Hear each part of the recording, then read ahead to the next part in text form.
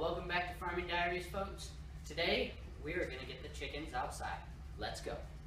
Alright, so what we are doing is we are moving this latch over to the other side, because if we walk over here, this side has room yet. So I think if we put the latch on this side, it'll draw that side in and keep this side in too. So let's get this off of here.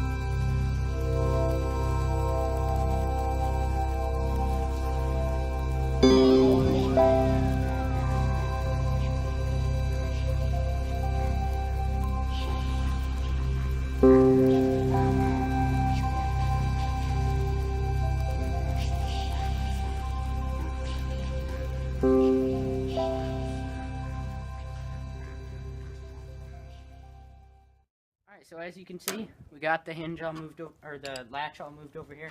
We had to keep it a little bit loose because the wood is a little bit different on this side, so that it would still lock. But it is a lot tighter than it was. As you can tell, we still got the dent in the wire from this bale processor, but that's gonna have to work. Now it's time to move it over to the chicken area.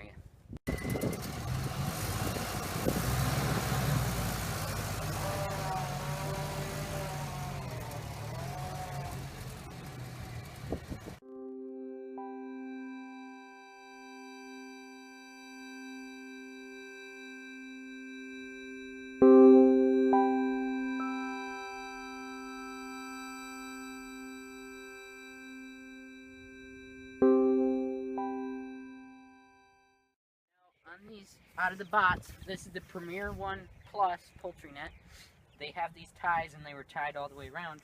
We have one more left down here. They're in a double knot. You just untie it and then you unroll it and you have your net here to start work unlaying. And then you walk over here and you undo this. If I can get it. Oh, I forgot. You gotta unclip these too.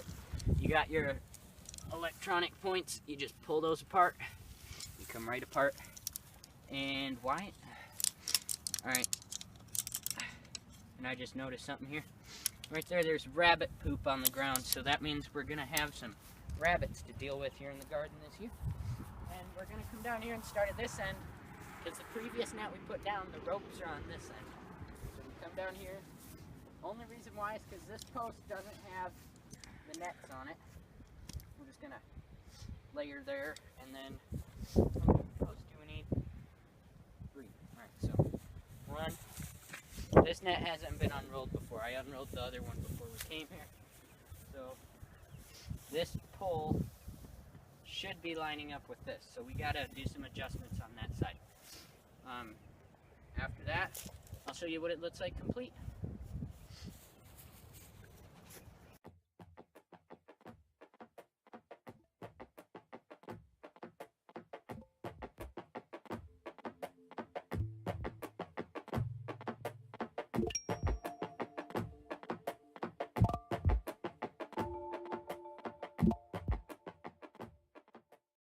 Alright, so as you can see, we got our fence and the coop set up, and the chickens are all out here. That was yesterday, last night, about 5 o'clock. We got the chickens in here, but I came out this morning and we had a huge chicken massacre. A predator got underneath the coop.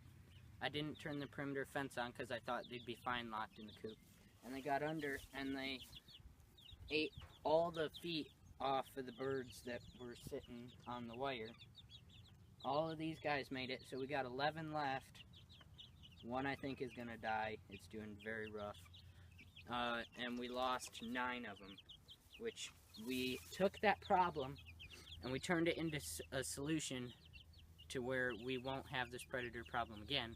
If we turn around here, you'll see we took the dead chickens and we are using them to bait the predator back. with a live trap, and then we will dispose of the predator humanely with a shotgun if we catch it. Now back over here to the chickens, we have 4 Isa Browns left, 5 Jersey Giants, and I'm not sure how many Americanas. I think 3. And this morning I came out, I had the water inside the coop during the night so that they could drink, because they didn't have water most of the time when we were setting up the fence. So I set it out here, and then we went up to Family Farm and Home. We bought scratch grains, which are what you see here in this bowl. And we bought a Purina flock block. Purina is a very trusted feed supplier. That's one of the feeds I highly trust for my animals. So you see they're all just sitting around right now. I think they're still shaken up from last night. So hopefully within the next couple of days we see their foraging and their scratching and everything pick up. And hopefully they get this whole thing tilled. I am going to have to buy more chickens to replenish the ones that died. But I'm not going to do that until I know that the predator is not coming back. So you asked for the finished product. You got the finished product in a chicken massacre. Over here what we have powering the fence, I didn't mention this, is a solar fencer by by Dare. It's their model DS20. I believe it's rated for 20 acres. I'm gonna say it this way, it barely powers this fence. Like, if I wanted to, if I had the money, I would probably go with a fencer from Premier One made for this fence, but I didn't have the money. I had to go with that. That's like a quarter of the price of a Premier One fencer. And we just have it hooked up to the terminals right there and hooked up to the rod that's underneath it. So hopefully this is going to be a future garden spot. If the chickens don't get it done, I will have to do it with a machine tiller, and we will have footage for that. It won't be this spot. We'll leave the chickens here until they have tilled this spot.